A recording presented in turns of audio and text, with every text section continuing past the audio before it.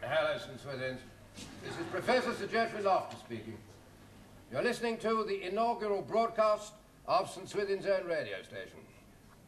The studio and the broadcasting equipment bringing my voice to you were kindly donated by Lord Mussam, who is here with me now to open the station officially, after which it will close down until further notice. Sir Geoffrey Loftus, matron, chaplain, doctors, nurses, and of course all those without whom we'd all be out of a job, the patients. It gives me great pleasure to declare St. Swithin's Radio open.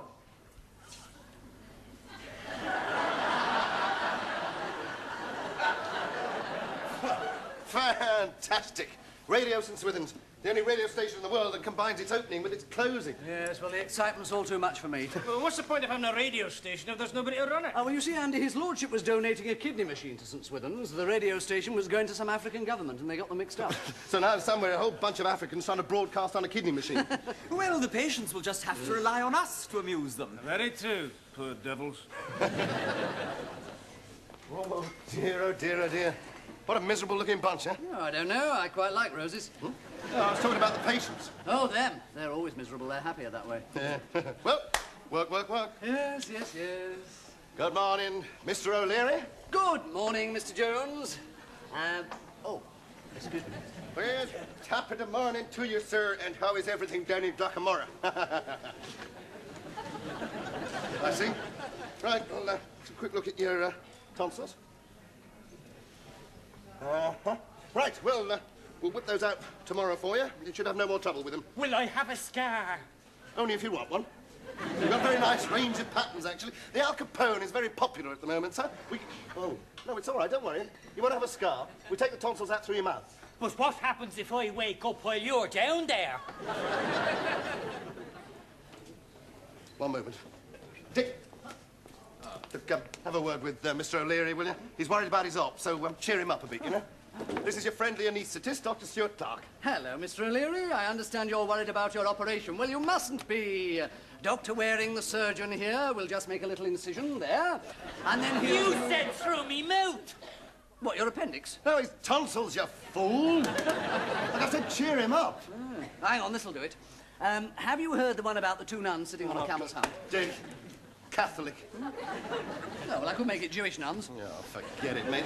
No way you're going to make him cheer up. Ah! Oh! Ow! Oh, get off!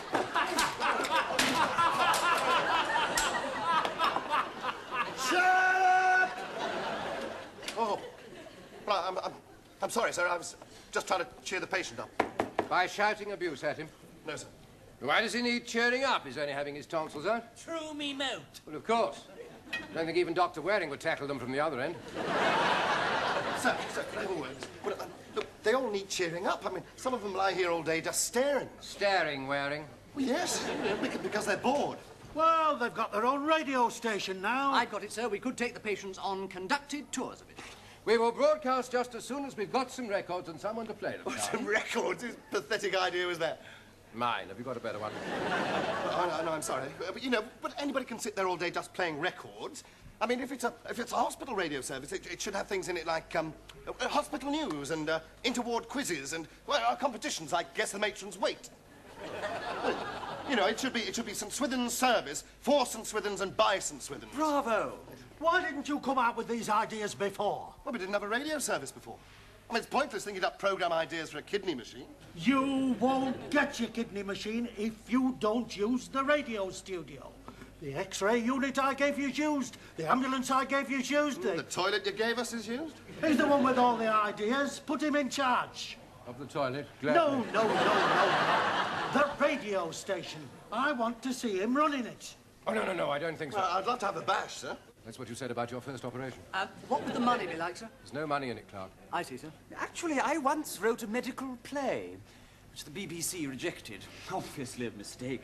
We could perform that. Yeah, and I could do some magic tricks. I've got the hat and the cloak and all the equipment. On radio? Well, Loftus, are you going to stifle all this obvious enthusiasm?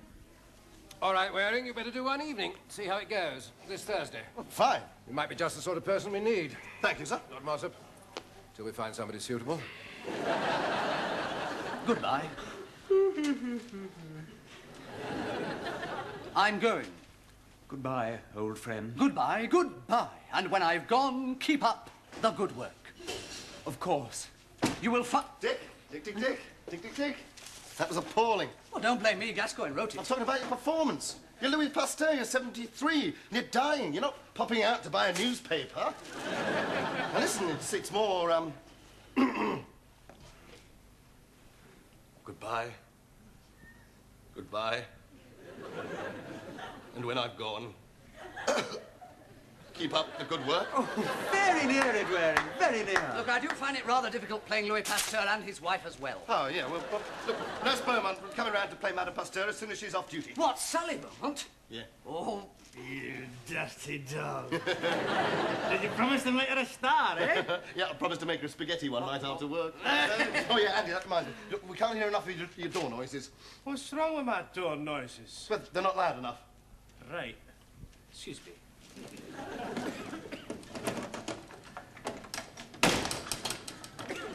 That's better. Yeah.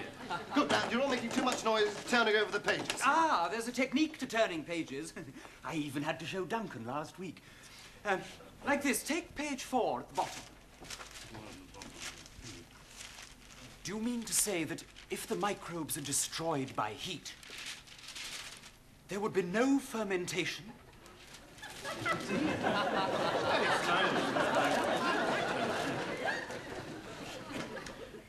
Do you mean to say if the microbes are destroyed by heat? we'll practice that. Yeah. Hello. Can I help you? Nurse Beaumont's gone sick. Oh, dear. Oh. So I've come to take her place. Oh, dear. I'm Sheila Reynolds. People call me She. Do you like spaghetti? Rather. It has come as a shock to me, and I think it will to you. Do you realize, dearest, that if I make the causative bacilli less virulent by heating them to a temperature of 42 degrees centigrade, and then inoculate the sheep with them, there's a very good chance they won't develop mind-blowing boredom. Really, Louis? I'm awfully happy for you.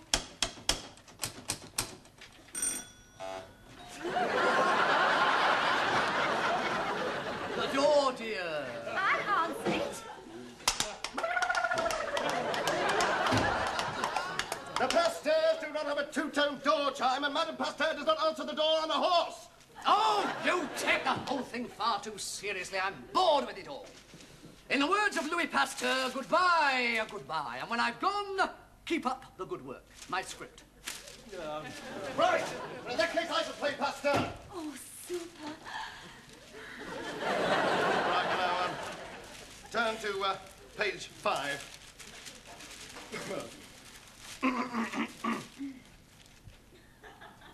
The door, dear. I'll answer it.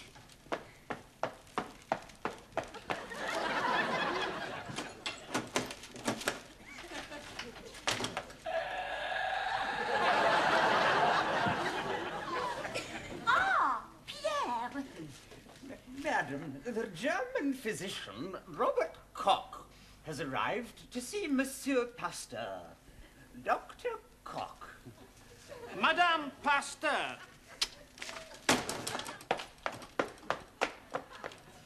Ah, Louis, this is indeed a proud moment. Andy, Koch is a German. Oh, I know that. Well, give him a German accent. Now, just hold your horses, Pasteur. Where's your French one, eh? I don't need one. Well, I don't need a German one. Yes, you do. We are all playing French people. We cannot have a German wandering around talking like that. And I do not talk like that. Now, here's a flaming good. Play this thing yourself. Englishman. Ha! I suppose you want to go now? Oh, don't shout at me. I've waited 5 months for the chance to speak to you. And now here I am, and all you can do is shout at me. Don't worry, Duncan. It's not your fault. No, thanks. I mean, it is your fault that nothing's gone right. But it's not your fault that you can't cope with organising a radio programme. You're just not made that way. Well, I'll do it on my own, then. I said I'd...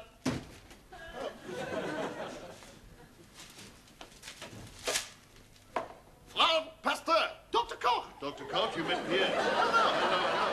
Hello, bonjour, guten Tag.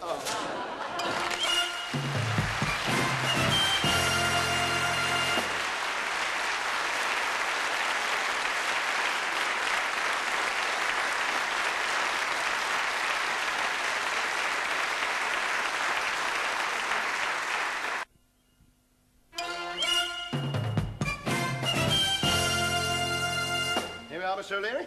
A little present for you. Pickled walnuts. No, bottled tonsils. Oh,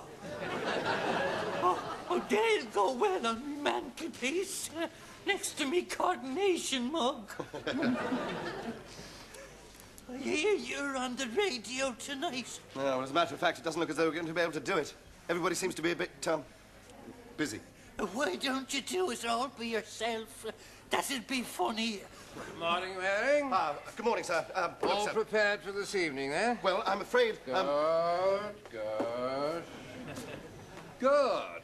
I'm having Lord Mossop in for a drink and to listen to your programme. 1 or 2 other VIPs as well. You and your fellow artistes might like to join us when you come off the air. Well, actually, He sir... says he's not going to be on. What? He says he's not going to be on. Not going to be on. Much. No, not going to be on much myself, personally. Because, well, everybody else's contributions are so, Splendid. Good. Good. Oh, Waring, make sure you play the national anthem at the end of the programme, will you? It's a particular favourite of Lord Mossop's. Yes, sir. Oh, don't make me laugh, Doctor. Good morning, Mr. O'Leary. Don't worry, Dr. Waring will soon have the old tonsils out. Oh, what are those? Me ex-tonsils. Dr. Waring gave them to me. Oh, that's very kind of him. Most people get given grapes. Dick, excuse me, Mr. O'Leary. But, Dick, you've got to help me tonight. What, with your radio programme? You're joking. I've got some other things lined up tonight. Oh, please, come on. I know why it didn't work. I've realized why the rehearsals of my play went wrong. Why? How could you spot it with your lack of experience? No, I should be playing Dr. Pasteur and directing. No, I'm playing Madame Pasteur as well. No, my voice is too high. No, and we ought to include some news bulletins. We get those from the BBC. Ah, but ours will be local news, hospital news, and only good news. That's nice. And I've had another brainwave. What do you do in bed? Read the Radio Times? Extraordinary suggestion. No, as tonight is a special occasion, I thought Dick could read the history of St. Swithin's, just to start the evening off. Me? I can't read the history of St. Swithin's. But I don't see why not. There's not too many long words in it. Ha, ha, ha. Thanks all the same. Yeah, if there's no money in it, there's no Stuart Clark. Oh. Just a minute, maybe I will do it. What? Yes, now look, let's get organised. I'll go and find Andy. No, you'll never persuade him. Oh, yes, I will. I'll tell him that if he comes and helps us tonight with the radio programme, he won't have to go home to that awful wife of his. Great. Good. Oh, that gives me another idea. What? A problem column. Good. I've got a problem for you. Well, it's these 3 doctors. to keep coming round me bed, nattering when I'm trying to get some rest. Watch it, or I'll put these back in. 5, 4, 3, 2, 1, go!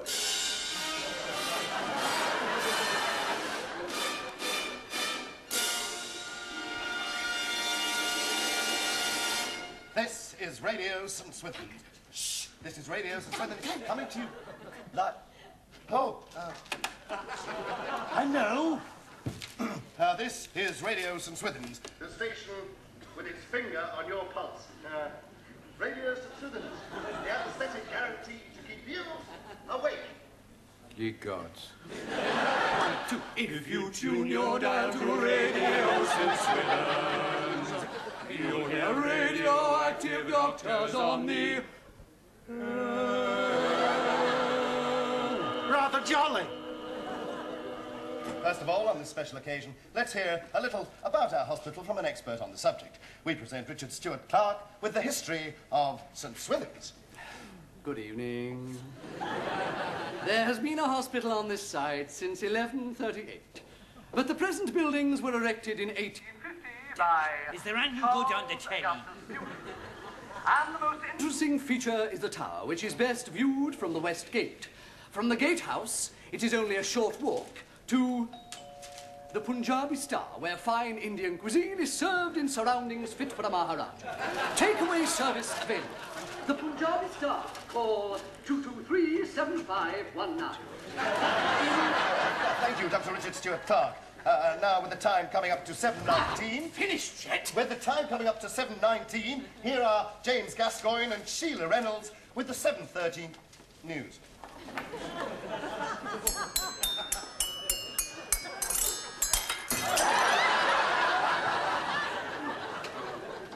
At 3:30 this afternoon, two trolleys collided in the corridor outside Ward 6. One of the porters sustained slight confusion in the left nucleus matter.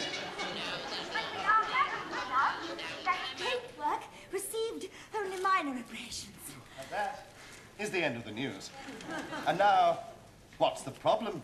Dr. Andrew Mackenzie with What's the Problem? I can't do it. Eh? Free drinks on Duncan afterwards. It's now I need them. Oh, that's better. But I'm still very nervous. I'm not surprised, it was cold tea. Problems. Yes, that's what it's all about. We've all got problems. You've got problems, I've got problems, all God's children got Thank you, James. Let us.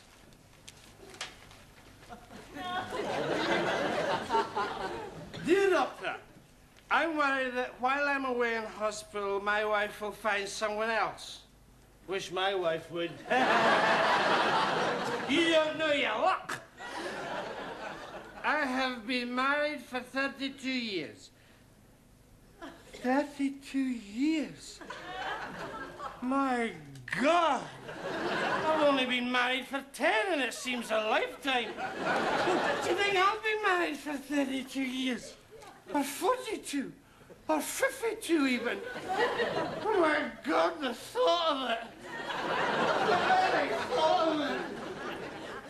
32 years!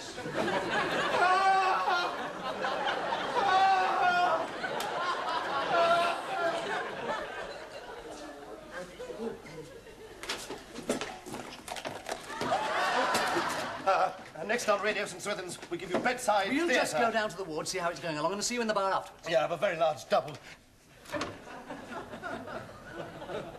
Very large double helping of exciting drama. We present Obsession. Written, produced and directed for radio by James Gascoigne, M.B. The scene is Dr. Louis... And now there's just us. Yeah. Do you mind if I stay? No. Funny us being thrown together like this, isn't it? I mean, I've often seen you around the hospital, and I've watched you with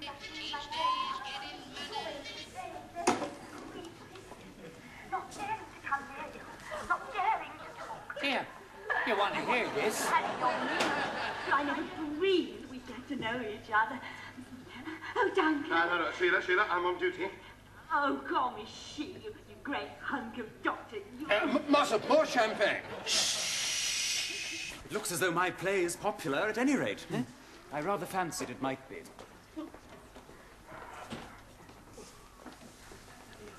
Let's make the most of our brief time together.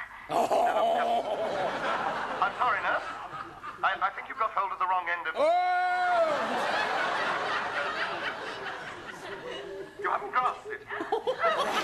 Just call me nurse. This isn't my play. Call me Sheila. Sheila! This certainly isn't my play. I'd never call anyone Sheila. Here, I'm listening to this. Yes, so was I, Mr. Richard, can I apologise So for my... was I. Shh. Don't do that. Do what? Do what? Cigarette. What was she doing? I missed it. I don't smoke. No, nor do I really. Except after. well, no, who's got an empty glass? Loftus, will you be quiet? Why, stop you. Well, let it all hang out. Go on, Doctor. Show her what you made of. Who's that shy boy? I'm coming to get you.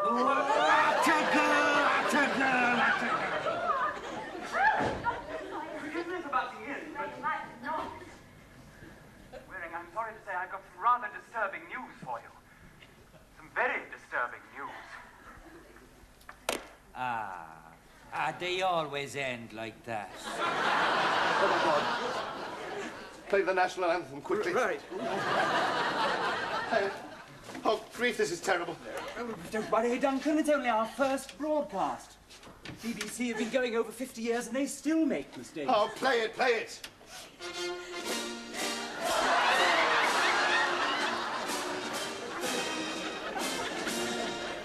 The station with its finger on your pulse. Ye gods. Well, we thought it was rather good, sir. Oh, did you? As for your potted history, I read better stuff on the back of a matchbox.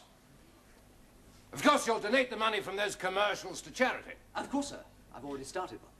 What happened to all the good ideas? Well, we tried them, but, Dr. Waring is trying to say that he failed. But I'm sure he'd be prepared to let someone else, perhaps someone more qualified, have a go at running the radio station. That's very reasonable of you, Gascoigne.